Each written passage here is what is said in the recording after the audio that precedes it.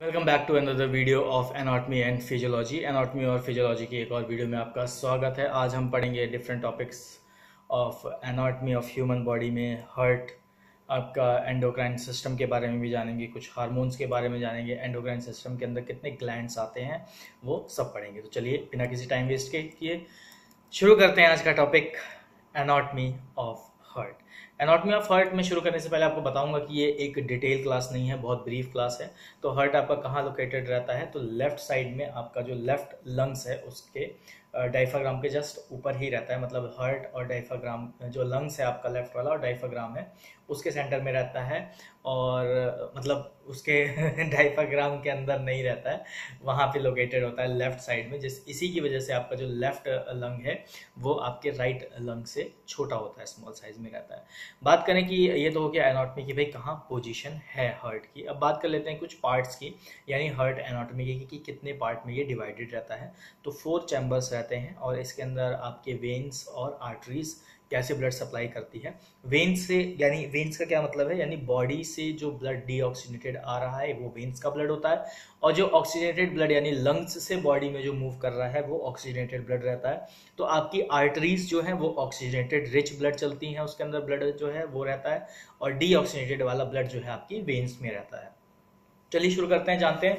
तो पार्ट्स के बारे में बात करूं तो सबसे पहला है आपका एरोटा। एरोटा क्या है, ये आपका ब्लड जो है आपके हार्ट से बाहर निकालता है, यानी जो एरोटा है स्पेस, ये एरोटा स्पेस क्या करेगा, आपके जो हार्ट में आया ब्लड कहाँ से, बॉडी से आया और जो बाहर जा रहा है, यानी आपके सप्लाई कर रहा है बाहर की तरफ। इसको ऐसे कह सकते हो कि बॉडी में हार्ट के अंदर कहाँ से आ रहा है ब्लड, तो आपका जो ब्लड आता है अगर हम उसकी बात करें तो वो आता है पल्मोनरी आर्टरी, और पल्मोनरी वेन जो है ये क्या करती है, इन करती है ब्लड को, और आपका एरोटा जो है और आपका पल्मोनरी आर्टरी जो है ये आउट करती है ब्लड को।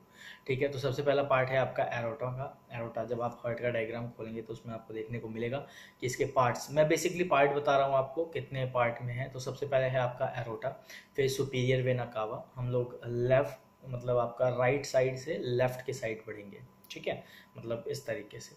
तो सबसे पहले है एरोटा, एरोटा के बाद है आपका superior vena cava, superior vena के बाद है आपका राइट आर्ट्रियम, राइट आर्ट्रियम के बाद है आपका ट्राइकस्पिड वॉल्व, ट्राइकस्पिड वॉल्व के बाद है पल्मोनरी वॉल्व, पल्मोनरी वॉल्व के बाद है राइट वेंट्रिकल, राइट वेंट्रिकल के बाद है सेप्ट्रम, सेप्ट्रम के बाद है लेफ्ट वेंट्रिकल, लेफ्ट वेंट्रिकल के बाद है एरोटिक वॉल्व, एरोटिक वॉल्व के बाद है माइट्रल वॉल्व, उसके बाद है लेफ्ट आर्ट्रियम, फिर pulmonary vein and pulmonary artery. अब ब्लड कैसे आ रहा है, कैसे मूव कर रहा है, तो आपका जो सबसे पहले जो आपका लेफ्ट वेंट्रिकल है पहले उसको समझते हैं, फिर हम राइट वेंट्रिकल के पास जाएंगे। तो होता क्या है, आपका लेफ्ट आर्टरियम से ब्लड आता है लेफ्ट वेंट्रिकल में, और माइट्रल वॉल्व जो है यहाँ पे काम करती है, जैसे आपका लेफ्ट आर्टरियम से लेफ्ट वेंट्रिकल की तरफ ब्लड आ रहा है तो माइनर वॉल्व है वो इस तरीके से है, वो ऐसे ओपन होगी और आपका लेफ्ट आर्टरियम से लेफ्ट वेंट्रिकल में ब्लड सप्लाई हुआ, जैसे ही लेफ्ट वेंट्रिकल भरा वो क्लोज हो जाती है।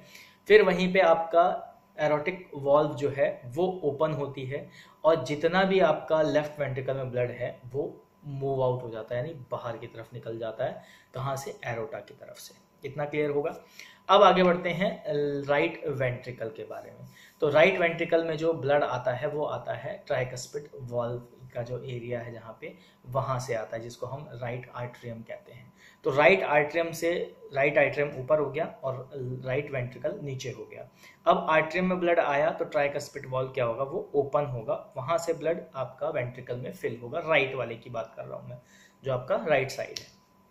तो वहां पे आया, फिल हुआ, जैसे ही फिल हुआ तो ट्राइकस्पिड वॉल्व फिर बंद हो जाएगा, और आपका कौन सा वॉल्व खुलेगा, तो आपका जो वॉल्व है वो ओपन होगा। तो जो पल्मोनरी वॉल्व है वो ओपन होगा, तो राइट वेंट्रिकल से जो ब्लड है वो पल्मोनरी वॉल्व से आउट होगा, तो पल्मोनरी आर्टरी से आपका वो सप्लाई वहां पे आउट हो जाएगा। ठीक है, तो ये था यहाँ पे हार्ट का प्रोसीजर। हार्ट की अगर मैं शेप साइज की बात करूँ तो आपका सिंपल सा फंडा है, लेफ्ट या राइट थंब से जब आप इस तरीके से देखिए थंब कैसे फिस्ट करना है, इस तरीके से जब आप उसको फिस्ट को बंद करेंगे तो ये जो अब शेप बन के आ रही है आपकी साथ में, तो अप्रॉक्सीमेटली इस साइज का जो है आपका हर्ट रहता है। ठीक है, ये कोई मिथ नहीं है, ये रियलिटी है। आगे बढ़ते हैं, आपका एंडोक्राइन सिस्टम। तो एंडोक्राइन सिस्टम क्या है इसको जानते हैं। एंडोक्राइन सिस्टम क्या है, बेसिकली ये ग्लैंड्स का एक सिस्टम है। आपकी बॉडी में बहुत सारे ग्लैंड्स हैं जो हार्मोन सिक्रीट करते हैं, और ये हार्मोन्स क्या है, डायरेक्टली और इनडायरेक्टली आपके ग्रोथ और इमोशंस को रिप्रेजेंट करते हैं। यानी आपकी जो ग्रोथ है वो कैसी ग्रोथ हो रही है, ये हार्मोन का रीज़न रहेगा। हार्मोनल, जैसे कहते हैं कि आपकी प्यूबर्टी एज आ रही है हार्मोनल ग्रोथ की वजह से, या फिर आप कह सकते हो कि आप हेल्दी ग्रो कर रहे हो आपके अच्छे हार्मोनल सिक्रीशन की वजह से। तो इसके अंदर कौन कौन से ग्लैंड्स आते हैं हम वो समझेंगे, और किस तरीके से जो आपका एंडोक्राइन सिस्टम है वो वर्क करता है। तो चलिए शुरू करते हैं एंडोक्राइन सिस्टम से। तो शुरुआत करते हैं एंडोक्राइन सिस्टम में आने वाले ग्लैंड्स के बारे में। तो सबसे पहला है आपका हाइपोथैलेमस ग्लैंड, ये आपके ब्रेन में रहता है। उसके बाद आपका है पिट्यूटरी ग्लैंड, ये भी आपका ब्रेन में देखने को मिलता है। ठीक है, अभी हम अपर से डाउन की तरफ चलेंगे। उसके बाद है pineal gland, PINEAL, penal gland, ये आपके ब्रेन के बैक साइड में यहाँ पे रहता है। ठीक है, मतलब जो ब्रेन के मिड वाला पार्ट है, ये तीनों चीज़ आपको वहाँ पे ब्रेन के नीचे के साइड देखने को मिलेगी। उसके बाद आ जाता है आपका थॉराइड ग्लैंड, जिसे पैराथायराइड ग्लैंड भी बोला जाता है, और ये ग्लैंड आपका यहाँ पे रहता है, थॉराइड यहाँ पे हॉइड बोन के पास में। उसके बाद आ जाता है आपका थैलेमस का पार्ट, जो आपका फूड पाइप जो है उधर की तरफ रहता है, यानी जहाँ से आपका लंग्स वगैरह का ब्रोंकस जो सेपरेट हो रहा था दोनों पार्ट में, उधर की तरफ रहता है। फिर आपका है पेनक्रियाज, फिर आपका है फीमेल में ओवरीज और मेल में टेस्टिकल्स, और इसी में एक आपका आता है एड्रिनल ग्लैंड, जो कि क्या करता है आपका एड्रिनल सिक्रीशन में हेल्प करता है। ये सारे ग्लैंड्स हैं जो आपके एंडोक्राइन सिस्टम के अंदर में आते हैं। ये डिटेल वीडियो हम लोग जब एक एक ग्लैंड पढ़ेंगे तब हम इसके अंदर जाएंगे, अभी सिर्फ और सिर्फ ब्रीफ पढ़ रहे हैं। तो ब्रीफ में यहाँ पे एंडोक्राइन सिस्टम में जो पार्ट था। अब आ जाते हैं कंट्रोल ऑफ एंडोक्राइन सिस्टम, यानी किस तरीके से जो एंडोक्राइन सिस्टम है वो हमारा कंट्रोल करता है बॉडी के फंक्शन को, ग्रोथ को, कैसे क्या काम करता है। तो सबसे पहले आपका है हाइपोथैलेमस के बारे में आएंगे। तो हाइपोथैलेमस क्या है, ये एक ओवरसीज मोस्ट एंडोक्राइन एक्टिविटीज़ जो हैं इसके अंदर परफॉर्म होती है, स्पेशली सेलुलर एक्टिविटी जो है वो इसके अंदर परफॉर्म।